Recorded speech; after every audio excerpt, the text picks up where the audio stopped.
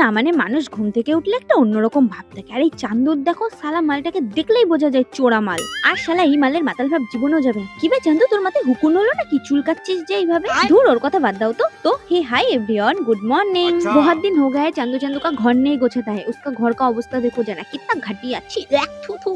দেখো একবার ঘরটা গোছালে কতটা সুন্দর লাগে, বাট না, এই চান্দুর তো সবসময় ঘরটাকে নোংরা চোংরা করেই রাখতে হবে। জঘন্য মেয়ে একটা। সে যাই হোক, এইটুকু কাজ করতে না করতে মহারানীর খুব খিদে পেয়ে গেছে, তার জন্য এই যে কষা মাংস নিয়ে গিলতে বসে পড়ছে।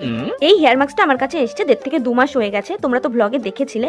তো আমি ব্যবহার করব করে সময়ের অভাবে করতেই পারিনি, তাই ভাবলাম আজ যেহেতু একটু সময় আছে আর শ্যাম্পু করব, তো চলো আজ এই হেয়ার মাস্কটা একটু ইউজ করি। আর ইউজ করার পর তোমাদের বলছি কিরকম কি ফল, কিরকম সিল্কি সফট হচ্ছে। একদিন অতটা বোঝা যায় না, তারপর যেটুকু বুঝবো তোমাদের সাথে শেয়ার করবো।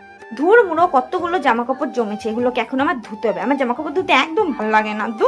देखो आज के মতো চান্দুর জামা কাপড় ধোয়া, শ্যাম্পू करा, स्नान करा, सबकुछ कंप्लीट हो गया। तो गाइस हम लोग आज আবার ঠাকুর দেখने के लिए जाएंगे। आज हम लोग जाएंगे বারাসাত। এবার আমি কি পরবো সেটাই বুঝতে পারছি না। আমার না নতুন জামা একদম পরতে ইচ্ছা করে, পরলেই ভাবে পুরনো হয়ে যাবে। এই ভেবে শোকেসে সব বোঝাই করি, পরিই না। তো ভাবছি এটা পরবো কি পরবো না, জানি না। যেটাই পরি যাওয়ার আগে তো তোমাদের দেখিয়ে দেবো। আর হ্যাঁ, আমি আজকে যে হেয়ার মাস্কটা ব্যবহার করেছি এটা সত্যি খুব ভালো।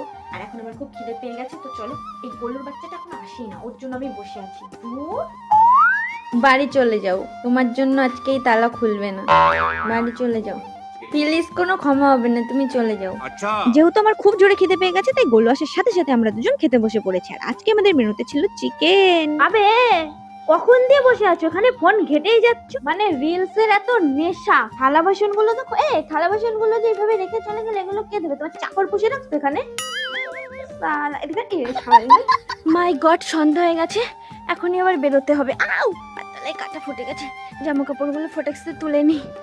তো এখন হয়ে গেছে সন্ধ্যা। তোমরা তো জানো যে আমরা আজকে ঠাকুর দেখতে যাচ্ছি, তার জন্য আমরা এখন রেডি হতে চলে এসেছি। আর এই যে ড্রেসটা গুলো আনবক্সিং করছিল, এটা হচ্ছে ওর কালী পুজোর স্পেশাল ড্রেস।